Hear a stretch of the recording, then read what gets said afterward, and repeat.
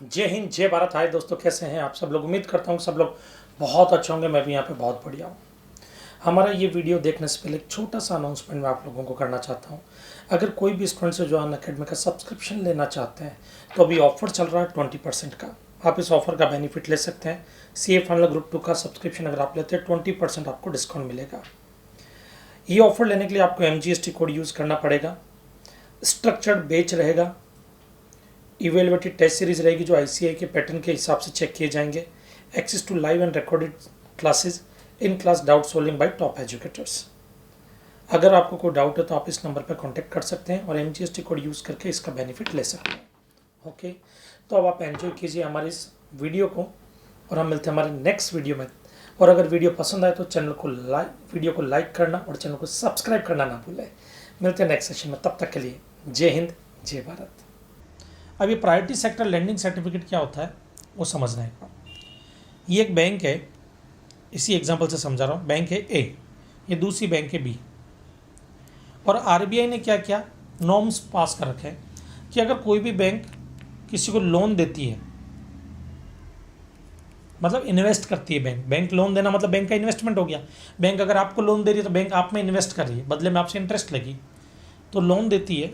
तो RBI के norms है कि 40% स्मॉल स्केल इंडस्ट्रीज, एग्रीकल्चरलिस्ट, इनको दिया जाए 40%। टोटल लोन जो दिया जा रहा है उसका 40%। मान लीजिए आप 100 लाख का लोन दे रहे हैं किसी को भी, पूरे साल में आपने 100 लाख का लोन दिया या एक पर्टिकुलर मंथ में आपने 100 लाख को लोन दिया, तो जब आप लोन देंगे तो उसका 40 लाख लोन आप कम से कम SSI को या एग्रीकल्चर वगैरह जो होते हैं उनको, उस सेक्टर को दोगे आप।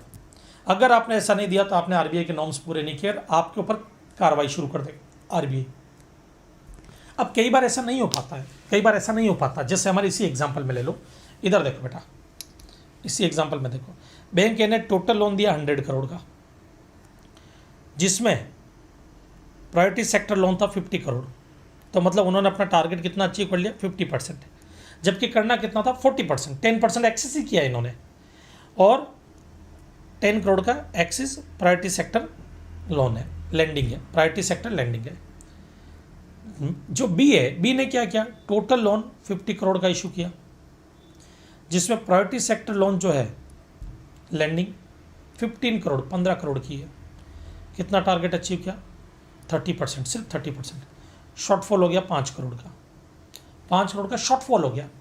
अब इसके खिलाफ कार्रवाई करेगा RBI तो बैंक भी तो बेकार हो जाए, हालत ख़राब हो जाएगी।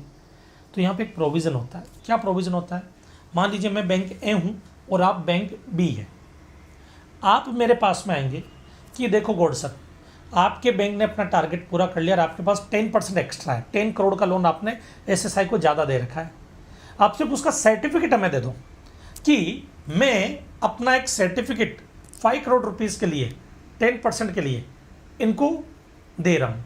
तो वो सर्टिफिकेट अगर आप मुझे दे दोगे तो गवर्नमेंट क्या करेगी कि गवर्नमेंट जब मेरे पास में आएगी तो मैं RBI को बोल सकता हूँ, देखो जी मैंने भली लोन जो है पूरा नहीं दे पाया SSI को, शॉर्टफॉल रहा मेरे पास में 5 करोड़ का, 10% का शॉर्टफॉल था, बट उसका मैंने सर्टिफिकेट महेश गौड़ से ले लिया, तो महेश गौड़ वाले में सेट ऑफ कर लो। अब यहाँ पे ध्यान देने वाली बात क्या है, सिर्फ एक सर्टिफिकेट होता है। ये मैं मेरा क्लाइंट नहीं दे रहा उनको, मेरा क्लाइंट मेरे पास ही रहेगा। मैंने जिसको लोन दिया वो लोन मुझे ही रिपे करेगा, मैं वो क्लाइंट बैंक को नहीं दे रहा हूँ। सिर्फ एक सर्टिफिकेट दे रहा हूँ कि इनके खिलाफ कोई कार्रवाई मत कीजिए, मेरा 5% समझ लीजिए कि इनका टारगेट मैंने पूरा कर लिया, ये समझ लीजिए आप। उसका एक सर्टिफिकेट होता है, वैसा ही एक सर्टिफिकेट कि आपका काम मैंने कर दिया है। तो RBI को तो काम से मतलब है, अब ये करे या मैं करूँ। मैंने कहा भाई आपका काम तो हो ही रहा RBI, मैं ये मानता हूँ कि उनका जो 10% शॉर्टफॉल है ना वो मैंने पूरा कर दिया, उसका सर्टिफिकेट मैं उनको दे रहा हूँ। तो एक सर्टिफिकेट होता है, उसके बदले आप मुझे पैसा दोगे, प्रीमियम। फोकट में तो दूंगा नहीं। अब पैसा 5 लाख भी हो सकता है, 5 लाख हो सकता है, 10 लाख हो सकता है। वो जो प्रीमियम है वो सप्लाई ऑफ गुड्स है या सप्लाई ऑफ सर्विस। मैंने जो आपको सर्टिफिकेट दिया है ये सप्लाई ऑफ गुड्स है या सप्लाई ऑफ सर्विस है, ये सोचने वाली बात है। तो यहाँ पर क्या बोला गया, ध्यान से सुनना, ये सप्लाई ऑफ गुड्स माना जाएगा। अब सबके दिमाग में आपके सप्लाई ऑफ सर्विस आया होगा क्योंकि ये सर्टिफिकेट है, नहीं, सप्लाई ऑफ गुड्स माना गया। रीज़न क्या दिया गया कि GST आने से पहले इस पर वैल्यू एडिड टैक्स लगता था। वैल्यू एडिड टैक्स गुड्स पे लगता है, और GST आने के बाद ऐसा कोई प्रोविज़न बनाया ही नहीं गया कि इस पर जो है इसको गुड्स ट्रीट नहीं किया जाएगा। तो आज भी ये गुड्स की तरह ही ट्रीट होगा, तो इसको सप्लाई ऑफ गुड्स माना जाएगा। तो ये याद रख लेना, ये क्वेश्चन आ सकता है एग्जाम के अंदर बेटा, एमसीक्यू में आ सकता है। तो priority sector lending certificate, priority sector lending certificate supply of goods माना जाएगा as per the RBI FAQs, frequently asked question. Okay, bank has access PSL of 10 crore that it can sell in form of priority sector lending certificate to bank like Bank B and earn extra income for that. Bank B can buy PSLC to meet the RBI norms for PSL. Okay.